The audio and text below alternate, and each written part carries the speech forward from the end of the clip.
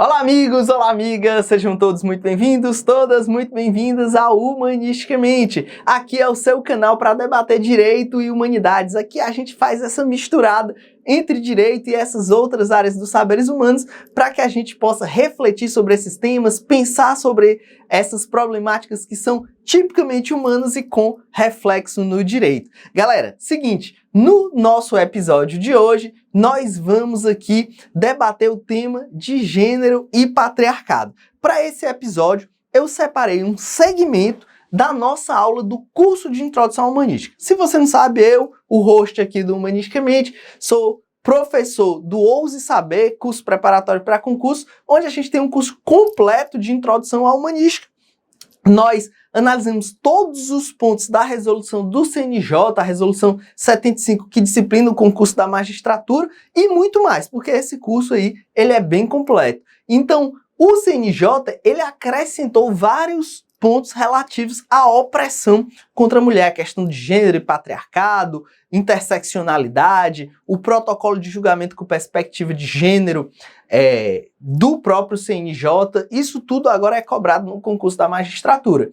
E eu gravei esses pontos específicos novos para o curso de Introdução Humanística. Então o curso de Introdução Humanística é completo e trata de todas essas matérias, inclusive acrescentadas recentemente na prova da magistratura. E desses pontos que estão todos disponíveis lá do curso de Introdução Humanística, para esse episódio de hoje do Humanisticamente, eu separei o primeiro deles, que é o tema do gênero e patriarcado. Então, o tema do nosso episódio de hoje é gênero e patriarcado, e você vai assistir ou escutar, né, a depender se você estiver curtindo Humanisticamente pelo YouTube, você vai poder assistir, ou pelo podcast, pelo seu agregador de podcast de preferência, você vai escutar essa primeira parte desse bloco da aula, que é justamente tratando de gênero e patriarcado. Então, sem mais demora, roda a vinheta, vai!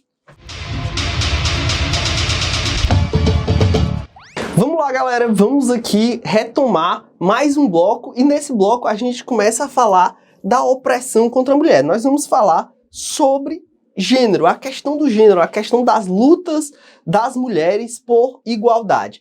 Isso a gente tem que tratar porque o CNJ incluiu todos esses pontos sobre gênero e patriarcado, todos os pontos que a gente vai ver a partir de agora, que foram inserções que o CNJ fez na resolução 75, são pontos que agora nos cabe estudar também em humanística, tá certo? Então, a primeira coisa que a gente vai trabalhar aqui quando a gente fala sobre opressão contra a mulher é a questão do gênero e patriarcado. Vamos falar de gênero e patriarcado, entender esses dois conceitos, que são conceitos básicos para a gente entender a situação da mulher na sociedade brasileira atual.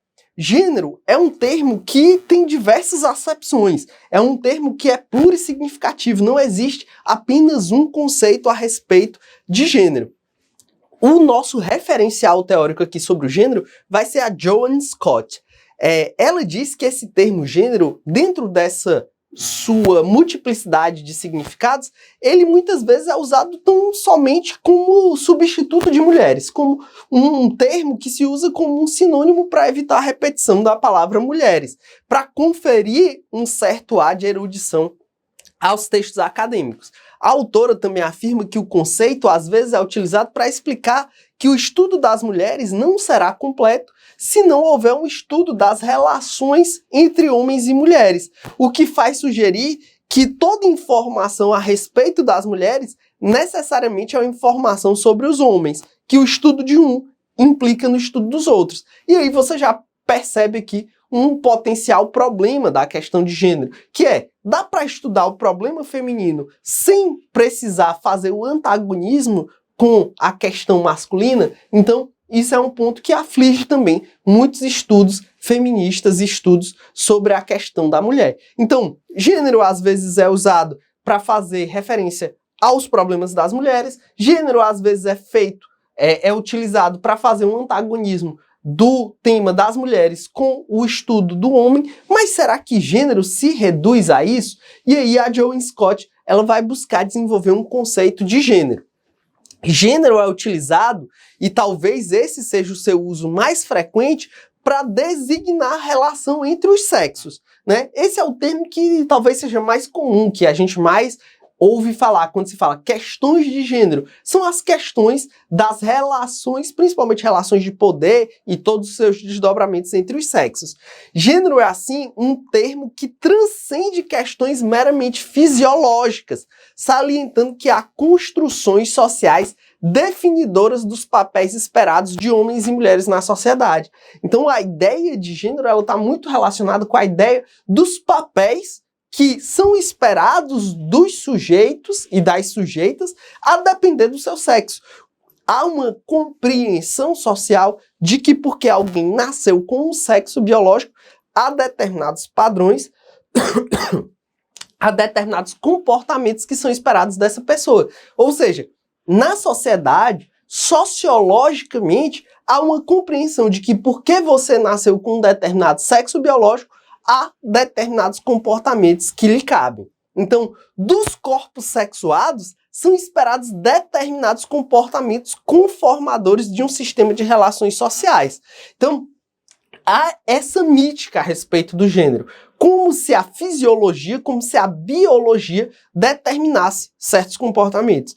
E assim, ultimamente a internet, principalmente as redes sociais, TikTok e Instagram, tem sido assim, um terreno fértil para essas concepções anacrônicas, biologizantes do que é ser homem, do que é ser mulher. São as coisas assim verdadeiramente bizarras que por vezes dão até ânsia de vômito. A partir dessa compreensão de que gênero, né, essa compreensão de que gênero tem esse papel social, é um conformador de expectativas sociais, é que a Joan Scott vai desenvolver o seu próprio conceito de gênero, que foi o que eu falei anteriormente, que ela vai desenvolver um conceito de gênero, e o conceito de gênero que a gente usa, que a gente vai usar aqui na nossa aula, e que também eu usei no Manual de Humanística, a partir da sua terceira edição, é justamente a ideia de que gênero teria duas partes. Gênero, parte 1. Gênero é o elemento constitutivo das relações sociais baseado na diferença percebida entre os sexos.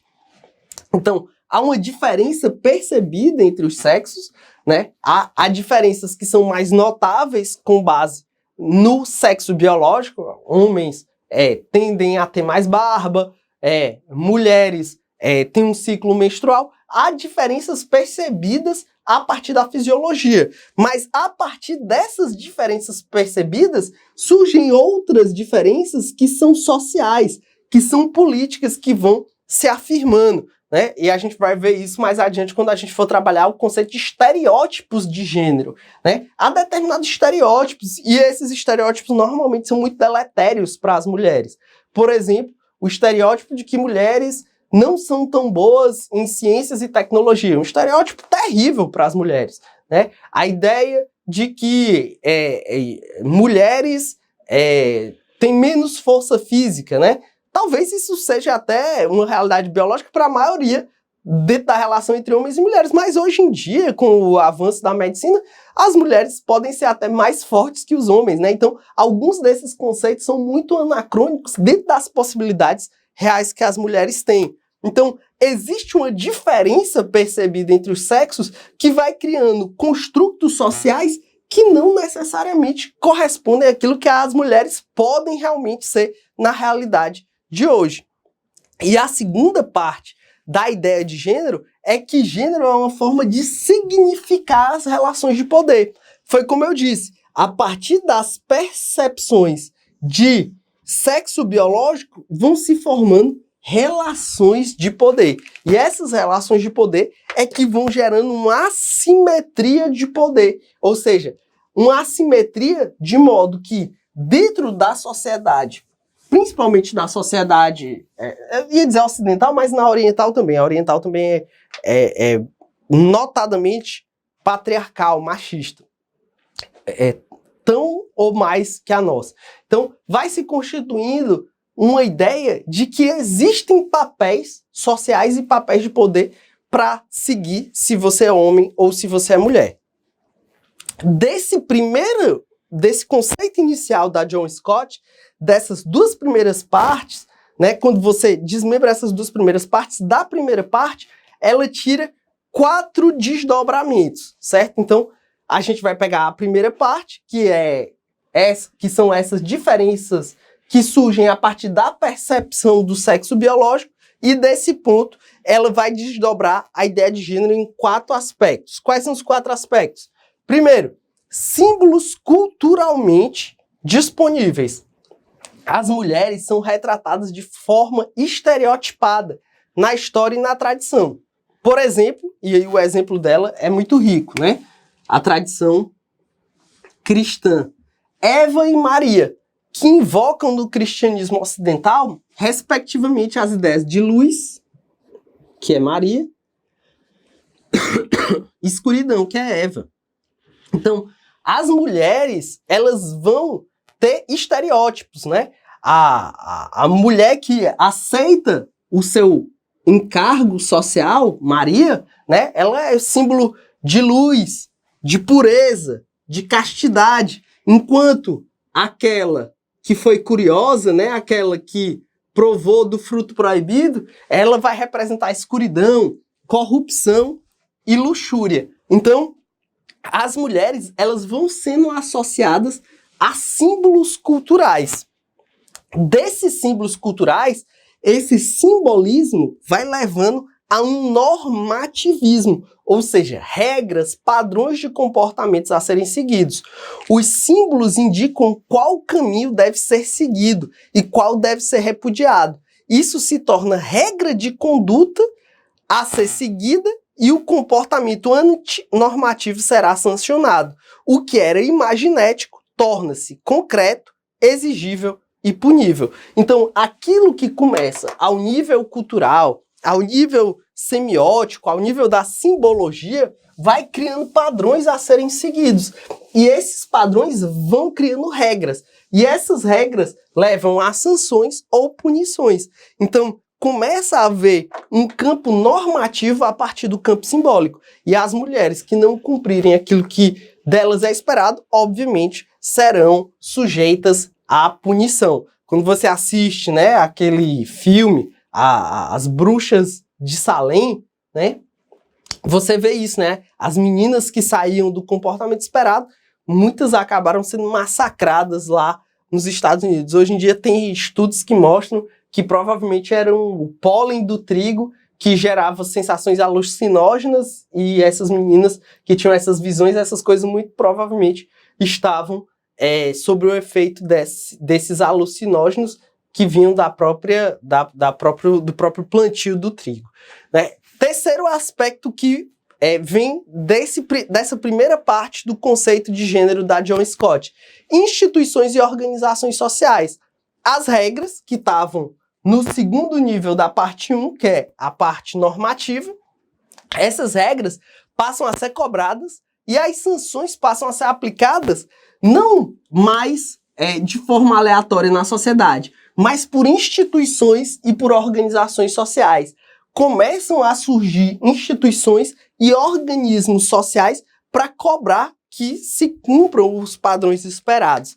A própria família patriarcal, as igrejas, a mídia convencional, certas organizações empresariais, a educação tradicional, costumam exigir determinados comportamentos baseados nas diferenças percebidas entre os sexos, tendendo a impor às meninas e às mulheres papéis subalternizados.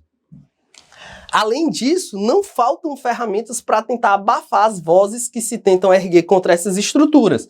As histórias de Malala Yousafzai e Rosa Parks exemplificam esse sancionamento, né? O exemplo da Malala é muito notório disso, né? E aí no mundo oriental, como eu falei, a Malala defendia a educação para as meninas. O Talibã via isso como uma ameaça à sociedade. E aí o Talibã, uma organização que é militar, mas também é religiosa, ela passa a cobrar que as pessoas sigam um determinado padrão. Quando Malala sofreu o atentado, ela sofreu justamente porque ela ameaçava essa forma de organização social. Então vão existir instituições, organizações, mecanismos para cobrar aquilo que foi normatizado, aquilo que exige que a mulher tenha um determinado padrão de comportamento. E o quarto e último ponto é a identidade subjetiva. Há sempre uma série de atividades, organizações sociais e representações culturais nos quais as pessoas estão imersas e que vão construindo suas subjetividades, como é comum a cada tempo. Ou seja, a parte imaginética cria padrões, os padrões criam normas, as normas passam a ser cobradas por organizações e tudo isso vai se introjetando na própria subjetividade, vai formando a subjetividade de cada sujeito. Eu tenho uma filhinha de 2 anos e 5 meses, certo? Quase 2 anos e meio. E assim, é impressionante como com 2 anos e meio ela já está com a parte da identidade subjetiva de mulher muito formada. E muitas coisas baseadas em estereótipos, certo? O estereótipo de ser vaidosa, o estereótipo de se maquiar, o estereótipo... Uma série de estereótipos que vão sendo criados. Porque uma pessoa chega e dá um estojozinho de maquiagem de brinquedo. Outra pessoa vem e dá uma roupinha cor-de-rosa, né? Ela vê a tia, a mãe, a irmã seguindo um determinado padrão. Então é muito difícil, né? É muito difícil não seguir essa identidade subjetiva, né? É muito difícil não seguir essa identidade subjetiva. E eu tô vendo isso acontecer diante dos meus olhos, né? É muito difícil, porque é uma sociedade inteira pressionando para que essas coisas ocorram.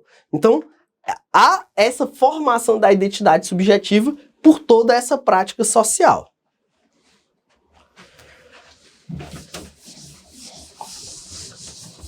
Então, esses são os 4 pontos que vão demonstrando como há a formação do gênero dentro dessa primeira parte do conceito aí de gênero da Joan Scott. São, assim, 4 aspectos que se interrelacionam, fazendo operar o gênero como um elemento definidor dos comportamentos das pessoas a partir das diversidades esperadas entre os sexos biológicos. Então, as diversidades esperadas entre os sexos biológicos vão criando uma determinada forma de determinar como as pessoas devem se comportar, como as pessoas do sexo masculino devem se comportar e como as do sexo feminino devem se comportar. São esses 4 aspectos que formam aquela primeira camada do conceito de gênero da Joan Scott. E a segunda parte destaca o gênero como ferramenta de definição do poder. E aí, palavras da própria Joan Scott. O gênero é uma forma primeira de significar as relações de poder. Seria melhor dizer que o gênero é um campo primeiro no seio do qual ou por meio do qual o poder é articulado. O gênero não é o único campo, mas parece ser constituído como um meio persistente e recorrente de tornar eficaz a significação do poder no Ocidente nas tradições judaico-cristãs e islâmicas. O que ela está querendo dizer com isso? Que a partir do gênero vão se formando relações de poder. Por que que, ao longo da história, tão poucas foram as mulheres que foram monarcas, por exemplo? Por que que, historicamente, nós não temos, por exemplo, ou temos pouquíssimas notícias de mulheres generalas, né? Mulheres que comandam a guerra, né? Por que que nós temos tão poucas figuras de poder relacionadas com o feminino? E aí, por via de consequência, né? A história do mundo é uma história de guerras, é uma história de conflitos, de maldade, né? Isso é bem culpa dos homens mesmo. Mas por que que há esse estereótipo de poder relacionado com a mulher? Por conta dessa primeira parte. Aquilo que se espera dos homens e aquilo que se espera das mulheres por conta dessa noção de gênero. E aí isso vai conformando relações de poder. Quando a gente traz isso para a contemporaneidade e vê, por exemplo, o STF com uma baixíssima representação feminina, isso demonstra como essas relações de poder vão conformando a nossa realidade. Então a segunda parte do conceito da Joan Scott vai justamente mostrar como o gênero define o poder. Porque são tão poucas as mulheres com representatividade nos espaços de poder. Com isso, a autora demonstra que o gênero foi utilizado na história literalmente para justificar ou criticar reinados e governos. Basta pensar, né, que, durante a tradição de muitos povos, mulheres não podiam ascender a tronos, né? Se o primogênito, se no caso a primogênita fosse uma mulher, ela não poderia ascender ao poder, porque o gênero determina o poder. Então, isso era literalmente usado para justificar ou criticar reinados e governos, permitir ou vedar participações no poder, permitir ou impedir o recebimento de recursos, destinar ou excluir benefícios legais. Na China, por exemplo, né, tinha aquela lógica de que se nascesse uma menina, né, aquela menina eventualmente poderia até ser eliminada, né, durante um tempo teve isso lá na China também. Então, a noção de gênero determina poder. O patriarcado, por sua vez, que é o segundo conceito dessa parte mais introdutória, né? A gente, nesse primeiro ponto, está estudando gênero e patriarcado. O patriarcado, por sua vez, é uma estrutura de poder e dominação que privilegia o masculino em detrimento do feminino.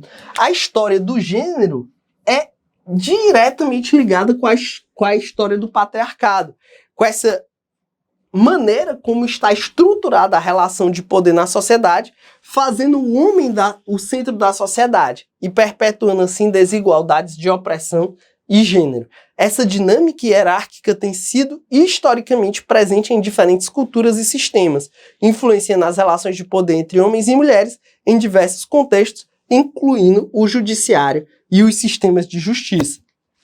Eu não sei se vocês assistiram o filme da Barbie, eu fui assistir o filme da Barbie. Né? Fui assistir o filme da Barbie com a minha filha, que é enteada, de 10 anos, e com a minha esposa fomos assistir o filme da Barbie.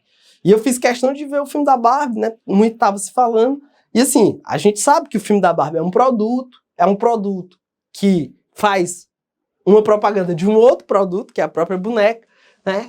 A gente sabe de tudo isso. Mas ao final fica com a sensação de que o filme da Barbie é muito importante, porque foi um dos primeiros filmes, assim, ao meu ver, de forma comercial, um blockbuster, a explicar de forma muito didática para as pessoas o que é patriarcado, né? O que é essa estrutura de poder que coloca o homem como o centro do mundo, né? O homem como o definidor das regras sociais, o homem como o definidor de como as coisas devem ser.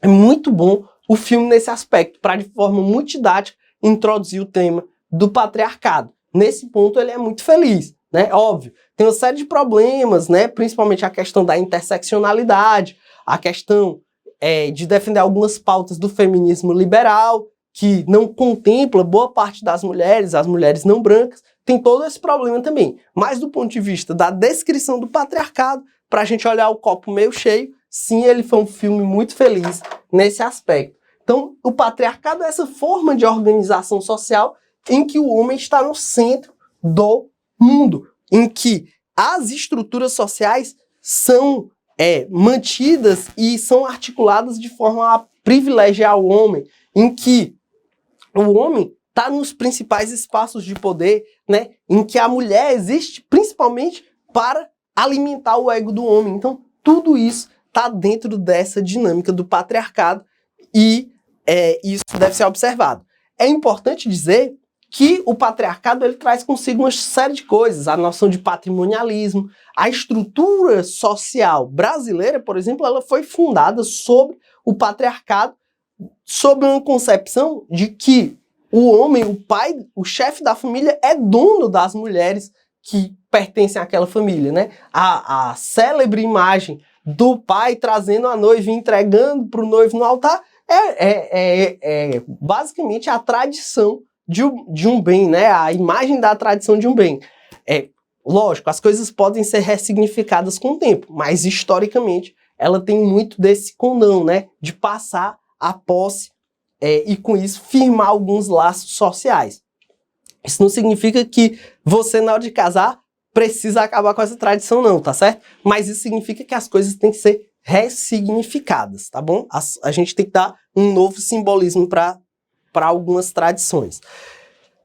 Ou não, né? Ou então acaba mesmo com isso, né? Mas é importante a gente ter noção de onde as coisas vêm. E outro ponto importante sobre o patriarcado é que existem algumas linhas feministas que negam o próprio patriarcado. Não porque elas neguem que exista essas relações de assimetria de poder na sociedade, mas porque elas acham que continuar trabalhando no tema do patriarcado é continuar focando na dominação do masculino sobre o feminino, tá bom? É isso, galera, espero que vocês tenham gostado. Foi só um trecho dessa aula e eu quero lembrar para vocês, a terceira edição do Manual de Humanística, meu livro de Humanística, onde eu trabalho todas as questões de Humanística, não só do concurso da magistratura, mas de todas as provas de Humanística, ele já está lançado, já é a edição 2024. Então, se você tem interesse no Manual de Humanística, corre porque ele tá novinho, tá muito bacana, tá muito completo, com todos os pontos da resolução do CNJ e muito mais. Valeu, tchau, tchau!